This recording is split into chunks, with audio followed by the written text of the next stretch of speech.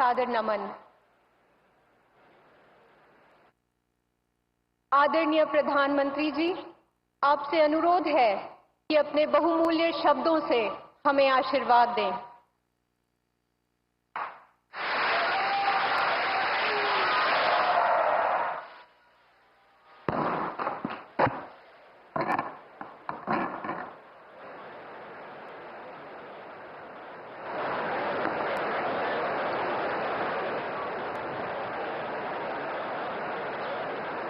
भारत माता की, भारत माता की, भारत माता की।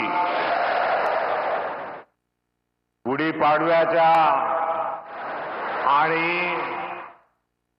नवीन वर्षाच्या आपल्या सर्वांना अतिशय मनपूर्वक शुभेच्छा।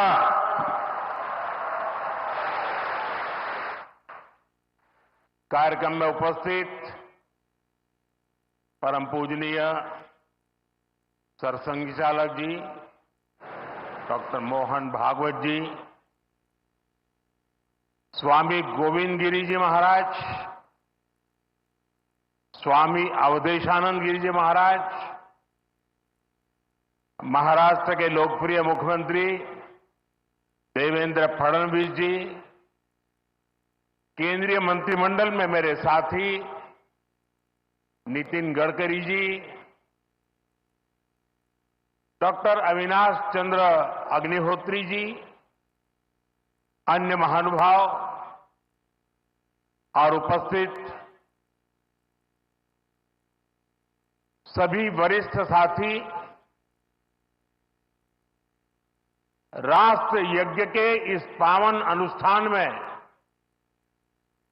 आज मुझे यहां आने का सौभाग्य मिला है। आज चैत्र शुक्ल प्रतिपदा का ये दिन बहुत विशेष है। आज से नवरात्रि का पवित्र पर्व शुरू हो रहा है। देश के अलग अलग कोनों में आज गुड़ी पड़वा, उगादी और नवरेह का त्योहार भी मनाया जा रहा है। आज भगवान झूलेलाल जी और गुरु अंगद देव जी का अवतरण दिवस भी है। ये हमारे प्रेरणा पुंज परम पूजनीय डॉक्टर साहब की जयंती का भी अवसर है और इसी साल राष्ट्रीय स्वयंसेवक संघ की गौरवशाली यात्रा का 100 वर्ष भी पूरे हो रहे हैं।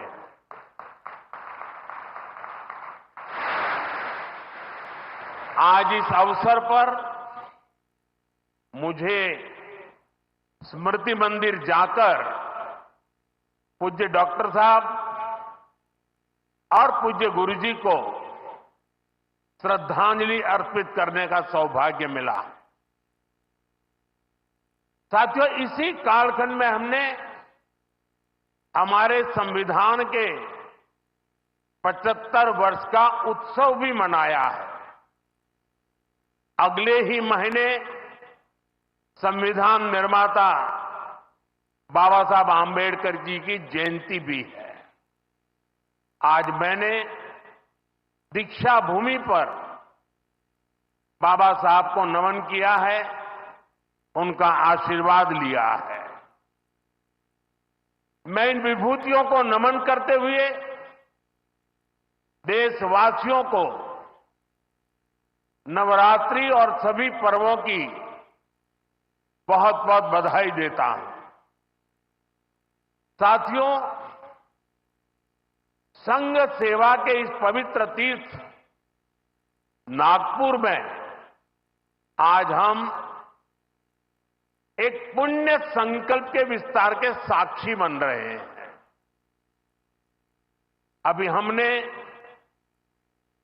माधव नेत्रालय के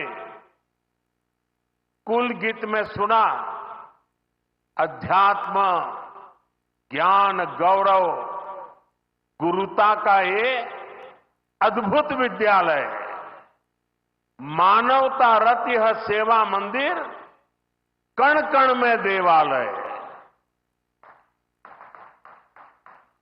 माधव नेत्रालय एक ऐसा संस्थान है जो अनेक दशकों से पूज्य गुरु जी के आदर्शों पर लाखों लोगों की सेवा कर रहा है। लोगों के जीवन में रोशनी लौटी है। आज उसके नए परिसर का शिलान्यास हुआ है। अब इस नए परिसर के बाद इन सेवा कार्यों को और ज्यादा गति मिलेगी। इससे हजारों नए लोगों के जीवन में प्रकाश फैलेगा, उनके जीवन का अंधकार भी दूर होगा। मैं इस सेवा कार्य के लिए माधव नेत्रालय से जुड़े सभी लोगों को उनके कार्य की, उनके सेवा भाव की सराहना करता हूं और मेरी तरफ से अनेक अनेक शुभकामनाएं देता हूं। साथियों, लाल किले से मैंने सबके प्रयास की बात कही थी। आज स्वास्थ्य के क्षेत्र में देश जिस तरह काम कर रहा है, माधव नेत्रालय उन प्रयासों को बढ़ा रहा है। देश के सभी नागरिकों को बेहतर स्वास्थ्य सुविधाएं मिले, यह हमारी प्राथमिकता है। देश में गरीब से गरीब को भी अच्छे से अच्छा इलाज मिले। कोई भी देशवासी जीवन जीने की गरिमा से वंचित न रहे। अपना जीवन देश के लिए दे चुके बुजुर्गों को इलाज की चिंता उनको सताती न रहे, उस परिस्थिति में उनको जीना न पड़े। और ये सरकार की नीति है। और इसलिए आयुष्मान भारत के कारण आज करोड़ों लोगों को मुफ्त इलाज की सुविधा मिल रही है। हजारों जन औषधि केंद्र देश के गरीबों को, मध्यम वर्गीय परिवारों को सस्ती दवाएं दे रहे हैं। इन दिनों देश में करीब 1,000 डायलिसिस सेंटर जो मुफ्त में डायलिसिस की सेवा का एक यज्ञ चला रहे हैं। इससे देशवासियों के हजारों करोड़ रुपए बच रहे हैं, उनको स्वास्थ्य लाभ हो रहा है। बीते 10 साल में गांवों में लाखों आयुष्मान आरोग्य मंदिर बने हैं, जहां से लोगों को देश के सर्वश्रेष्ठ डॉक्टरों से टेली मेडिसिन से कंसल्टेशन मिलता है, प्राथमिक इलाज मिलता है और आगे के लिए सहायता होती है। उन्हें रोगों की जांच के लिए सैकड़ों किलोमीटर दूर नहीं जाना पड़ रहा। साथियों, हमने न सिर्फ मेडिकल कॉलेजों की संख्या में 2 गुना वृद्धि की है, लेकिन हमने देश में ऑपरेशनल एम्स की संख्या भी 3 गुना बढ़ाई है। देश में मेडिकल सीट्स भी 2 गुनी हुई है। प्रयास यही है कि आने वाले समय में लोगों की सेवा के लिए ज्यादा से ज्यादा डॉक्टर्स और अच्छे डॉक्टर्स उपलब्ध हो। एक बहुत बड़ा साहसिक निर्णय हमने किया। आजादी के बाद पहली बार हुआ, इस देश का गरीब का बच्चा भी डॉक्टर बन सके, उसके सपने पूरे हो सके। इसलिए विद्यार्थियों को अपनी मातृभाषा में डॉक्टर बनने की सुविधा हमने उपलब्ध कराई। आधुनिक चिकित्सा विज्ञान से जुड़े इन प्रयासों के साथ ही देश अपने पारंपरिक ज्ञान को भी आगे बढ़ा रहा है। हमारे योग और आयुर्वेद इन्हें भी आज पूरे विश्व में नई पहचान मिली है। भारत का सम्मान बढ़ रहा है। साथियों, किसी भी राष्ट्र का अस्तित्व पीढ़ी दर पीढ़ी उसकी संस्कृति के विस्तार, उस राष्ट्र की चेतना के विस्तार पर निर्भर करता है। हम अपने देश का इतिहास देखें तो सैकड़ों वर्षों की गुलामी, इतने आक्रमण, भारत की सामाजिक संरचना को मिटाने की इतनी क्रूर कोशिशें, लेकिन भारत की चेतना कभी समाप्त नहीं हुई। उसकी लौ जलती रही। ये कैसे हुआ? क्योंकि कठिन से कठिन दौर में भी भारत में इस चेतना को जागरूक रखने वाले नए नए सामाजिक आंदोलन होते रहे। भक्ति आंदोलन उसका ये उदाहरण, जिससे हम सब भली भांति परिचित हैं। मध्यकाल के उस कठिन कालखंड में हमारे संतों ने भक्ति के विचारों से हमारी राष्ट्रीय चेतना को नई ऊर्जा दी। गुरु नानक देव, कबीरदास, तुलसीदास, सूरदास, हमारे यहां महाराष्ट्र में संत तुकाराम, संत एकनाथ, संत नामदेव, संत ज्ञानेश्वर, ऐसे कितने ही संतों ने हमारी इस राष्ट्रीय चेतना में अपने मौलिक विचारों से प्राण फूंके। इन आंदोलनों ने भेदभाव के फंदों को तोड़कर समाज को एकता के सूत्र में जोड़ा। इसी तरह स्वामी विवेकानंद जैसे महान संत भी हुए। उन्होंने निराशा में डूब रहे समाज को झकझोरा, उसे उसके स्वरूप की याद दिलाई, उसमें आत्मविश्वास का संचार किया और हमारी राष्ट्रीय चेतना को बुझने नहीं दिया। गुलामी के आखिरी दशकों में डॉक्टर साहब और गुरुजी जैसे महान व्यक्तित्वों ने इसे नई ऊर्जा देने का काम किया। आज हम देखते हैं राष्ट्रीय चेतना के संरक्षण और संवर्धन के लिए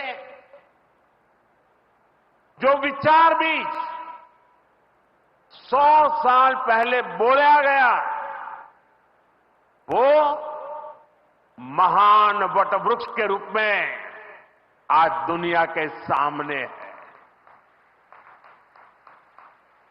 सिद्धांत और आदर्श इस वटवृक्ष को ऊंचाई देते हैं। लाखों करोड़ों स्वयंसेवक इसकी टहनी,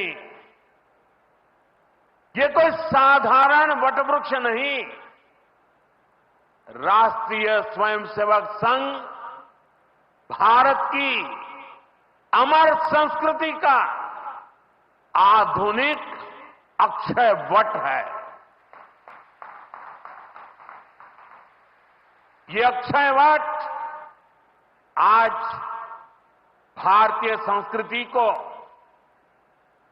हमारे राष्ट्र की चेतना को निरंतर ऊर्जावान बना रहा है। साथियों, आज जब हम माधव नेत्रालय के नए परिसर का काम शुरू कर रहे हैं, तो दृष्टि की बात स्वाभाविक है। हमारे जीवन में दृष्टि ही हमें दिशा देती है।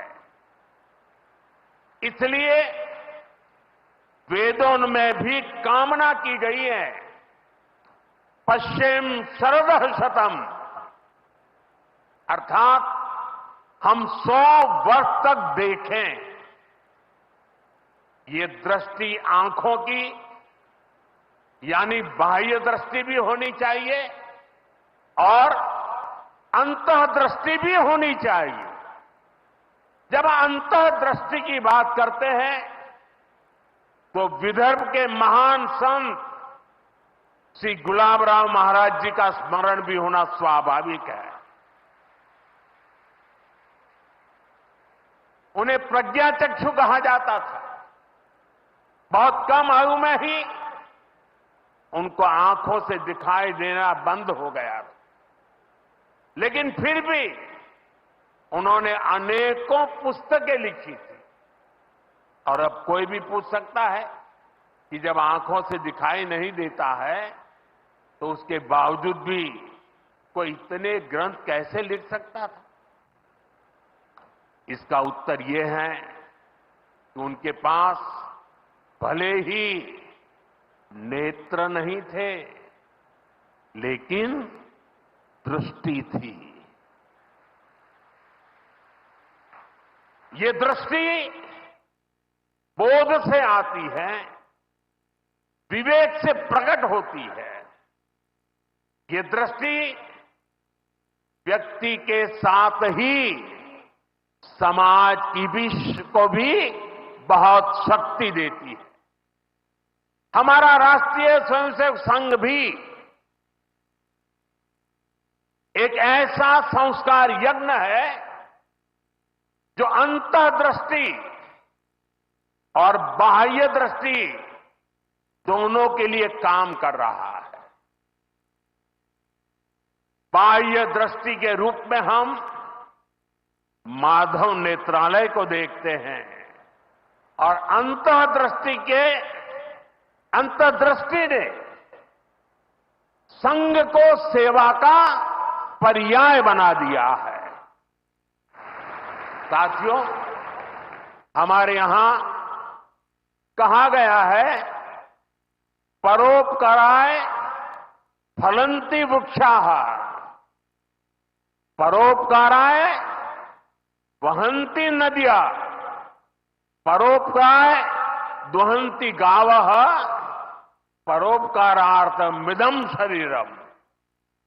हमारा शरीर परोपकार के लिए ही है, सेवा के लिए ही है। और जब ये सेवा संस्कारों में आ जाती है तो सेवा ही साधना बन जाती है। यही साधना तो हर एक स्वयंसेवक के जीवन की प्राणवायु होती है। ये सेवा संस्कार, ये साधना, ये प्राणवायु पीढ़ी दर पीढ़ी हर स्वयंसेवक को तप तपस्या के लिए प्रेरित कर रही है। ये सेवा साधना हर स्वयंसेवक को निरंतर गतिमान रखती है, उसे कभी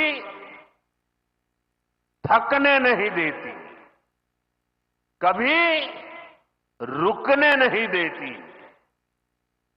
पूज्य गुरुजी अक्सर कहा करते थे, जीवन की अवधि का नहीं, उसके उपयोगिता का महत्व होता है।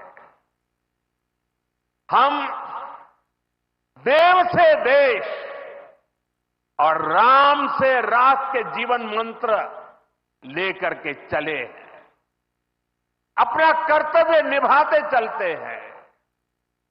और इसलिए हम देखते हैं, बड़ा छोटा कैसा भी काम हो, कोई भी कार्य क्षेत्र हो, सीमावर्ती गांव हो, पहाड़ी क्षेत्र हो, वन क्षेत्र हो, संघ के स्वयंसेवक निस्वार्थ भाव से कार्य करते रहते हैं। कहीं कोई वनवासी कल्याण आश्रम के कामों को उसको अपना ध्येय बना करके जुटा हुआ है, कहीं कोई एकल विद्यालय के माध्यम से आदिवासी बच्चों को पढ़ा रहा है, कहीं कोई सांस्कृतिक जागरण के मिशन में लगा हुआ है, कहीं कोई सेवा भारती से जुड़कर गरीबों वंचितों की सेवा कर रहा है। अभी हमने प्रयाग में महाकुंभ में देखा, वहां नेत्र कुंभ में कैसे स्वयंसेवकों ने लाखों लोगों की मदद की। यानी जहां सेवा कार्य वहां स्वयंसेवक। कहीं कोई आपदा आ जाए, बाढ़ की तबाही हो या भूकंप की विभीषिका हो, स्वयंसेवक एक अनुशासित सिपाही की तरह तुरंत मौके पर पहुंचते हैं। कोई अपनी परेशानी नहीं देखता, अपनी पीड़ा नहीं देखता, बस सेवा भावना से हम काम में जुट जाते हैं। हमारे तो हृदय में बसा है, सेवा है अग्निकुंड समीजा सम हम चले, देह महासागर में सरित रूप हम मिले। साथियों, एक बार एक इंटरव्यू में परमपूज्य गुरुजी से पूछा गया कि वो संघ को सर्वव्यापी क्यों कहते हैं। गुरुजी का उत्तर बहुत ही प्रेरणादायी था। उन्होंने संघ की तुलना प्रकाश से की थी, उजाले से की थी। उन्होंने कहा कि प्रकाश सर्वव्यापी होता है, वो खुद ही अकेले सारे कार्य भले न करे, लेकिन अंधेरे को दूर करके वो दूसरों को कार्य करने का रास्ता दिखा देता है। गुरुजी की ये सीख हमारे लिए जीवन मंत्र है। हमें प्रकाश बनकर अंधेरा दूर करना है, बाधाएं मिटानी है, रास्ता बनाना है। उस भाव को हम जीवन भर सुनते रहें। हर कोई कम अधिक मात्रा में जीने का प्रयास करता रहा। मैं नहीं, तुम, अहम नहीं, वयम, इदम राष्ट्राय, इदम न मम। साथियों, जब प्रयासों के दौरान जब मैं नहीं, हम का ध्यान होता है, जब राष्ट्र प्रथम की भावना सर्वोपरि होती है, जब नीतियों में, निर्णयों में देश के लोगों का हित ही सबसे बड़ा होता है, तो सर्वत्र उसका प्रभाव भी और प्रकाश भी नजर आता है। विकसित भारत के लिए सबसे जरूरी है कि हम उन बेड़ियों को तोड़ें जिनमें देश उलझा हुआ था। आज हम देख रहे हैं भारत कैसे गुलामी की मानसिकता को छोड़कर आगे बढ़ रहा है। गुलामी की निशानियों को जिस हीन भावना में 70 वर्षों से ढोया जा रहा था, उनकी जगह अब राष्ट्रीय गौरव के नए अध्याय लिखे जा रहे हैं। वो अंग्रेजी कानून जिन्हें भारत के लोगों को नीचा दिखाने के लिए बनाया गया था, देश ने उन्हें बदल दिया है। गुलामी की सोच से बनी दंड संहिता की जगह अब भारतीय न्याय संहिता लागू हुई है। हमारे लोकतंत्र के प्रांगण में अब राजपथ नहीं, कर्तव्य पथ है। हमारी नौसेना के ध्वज में भी गुलामी का चिन्ह छपा हुआ था, उसकी जगह अब नौसेना के ध्वज पर छत्रपति शिवाजी महाराज का प्रतीक लहरा रहा है। अंडमान के द्वीप जहां वीर सावरकर ने राष्ट्र के लिए यातनाएं सही, जहां नेताजी सुभाष बाबू ने आजादी का बिगुल फूंका, उन द्वीपों के नाम भी अब आजादी के नायकों की याद में रखे गए हैं। साथियों, वसुधैव कुटुंबकम का हमारा मंत्र आज विश्व के कोने कोने में पहुंच रहा है और दुनिया इसे हमारे कार्यों में भी देख रही है, महसूस कर रही है।